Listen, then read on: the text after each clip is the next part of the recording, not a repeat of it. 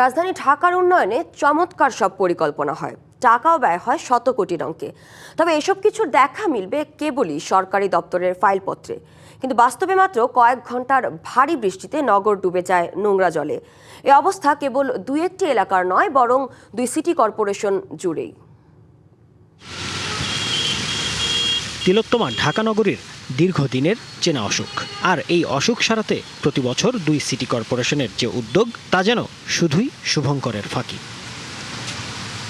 তীব্র জলাবদ্ধতায় school, office কিংবা চিকিৎসার মতো অতি প্রয়োজনীয় সেবা নিতেও দুর্ভোগে নাকাল হচ্ছেন নগরবাসী। গত অর্থবছরে 200 কোটি টাকা বরাদ্দ হয়েছিল, তো সেই সমস্ত টাকা দিয়ে কি উন্নয়ন হলো, কি কাজ হলো? এই পানি যদি নিষ্কাশন না হয়।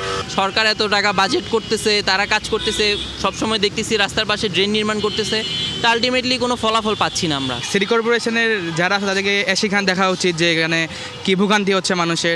জানা গেছে, জলাবদ্ধতা নিরসনে সমন্বিত পরিকল্পনা হাতে নিয়েছে দুই সিটি। IWM ও বিশ্বব্যাংকের সহায়তায় হবে মোক্ষম এই পরিকল্পনা, যে পরিকল্পনায় ড্রেন, খাল, আউটলেট ও পাম্পিং স্টেশনকে আনা হবে এক ছাতার নিচে।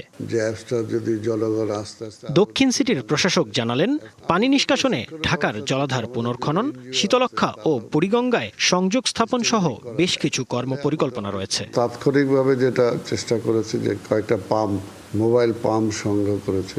নিউ মার্কেট এই অঞ্চলের পানিগুলো সরার জন্য একটা বিকল্প ওয়ে আউট আমরা ব্যবস্থা করার জন্য অলরেডি আমরা কার্যকর দিকে যাচ্ছি।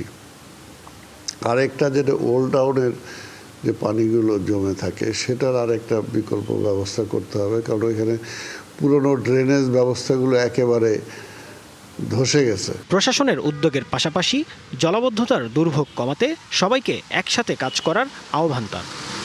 জাকারিয়া খান, ডিবিসি নিউজ, ঢাকা।